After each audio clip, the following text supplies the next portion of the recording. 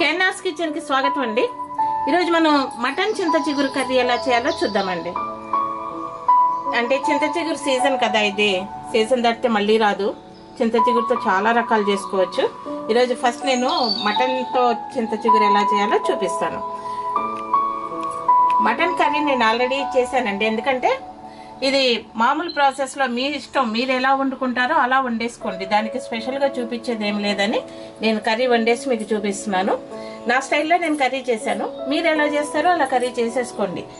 అంటే అల్లం వెల్లిపాయలు, ఆయిల్ అన్ని సమస్తం అందులో మీరు ఏమేమి వేసుకుంటారో అన్ని వేసుకుని కర్రీ తయారు చేసుకోండి. అయితే కొంచెం గ్రేవీగా ఉండేలా మటుకు ఇలా కొంచెం గ్రేవీగా ఉండేలాగా వండుకోండి. ఆ తర్వాత దీంట్లో చింత చిగురు ఎలా వేయాలో నేను చూపిస్తాను. ఇప్పుడు దీన్ని మళ్ళీ కర్రీని నేను స్టవ్ మీద పెడుతున్నాను.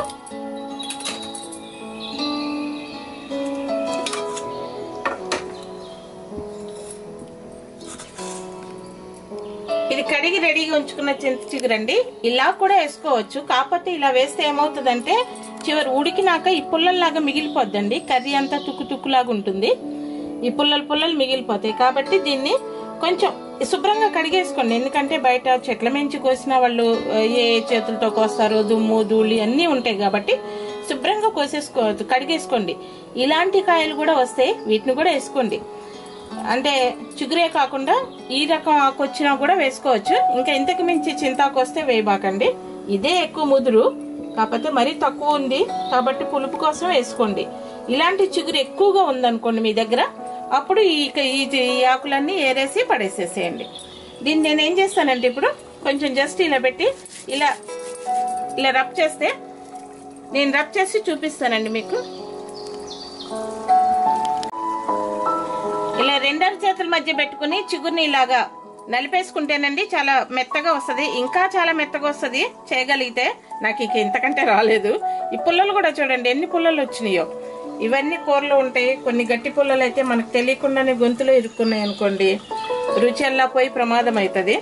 సో చేతనైనంత వరకు ఇలా చేసి పుల్లలు తీసేసుకోండి. ఇప్పుడు ఇలా మిగిలిన దీన్ని కూరలో వేసుకుందాం.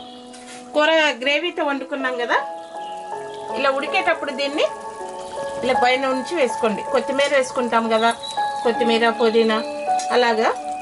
దీనికైతే ఇంకా కొంచెం చిగురు పడుతుంది, కానీ ఇది మరి బంగారంలాగా అమ్ముతున్నారండి ఇవాళ రేపు.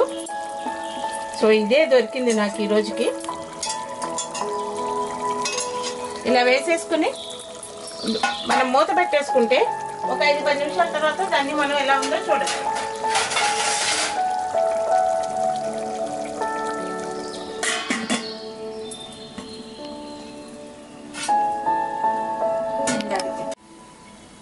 కూర ఎక్కడి దాకా వచ్చిందో చూద్దామండి. అయిపోయిందండి. ఇట్లా ఆయిల్ తేలేదాకా వండితే సరిపోద్దండి. అయిపోయింది. దీన్ని నేను స్టవ్ ఆఫ్ చేసి ఒక 2 మినిట్స్ ఆగి మీకు సర్వింగ్ బౌల్లో వేసి చూపిస్తానండి. ఎట్లా వచ్చిందో చూద్దురు. కానీ ఆఫ్ చేస్తున్నానండి స్టవ్ నేను. మటన్ చింత చిగురు కూర ఇదండి, రెడీ అయిపోయింది. చాలా సింపుల్ అండి ఈ కూర. ఆల్రెడీ మనం కర్రీ వండుకుంటాం కదా, మన స్టైల్లో మనం ఎలా తింటామో అలా వండుకుంటాం కదా. సో చింత చిగురు వేసుకోవటమే దాంట్లో. నేను ఇలా రబ్ చేసి చింత చిగురు వేయబట్టి ఇలా నీట్గా కనిపిస్తుంది, లేకపోతే అంత తుక్కుగా కనిపిస్తుందండి, పుల్లలుగా. అఫ్ కోర్స్ అలా తినాలనుకున్న వాళ్ళు అలా కూడా వేసుకోవచ్చు. ఇదైతే చాలా ఈజీ.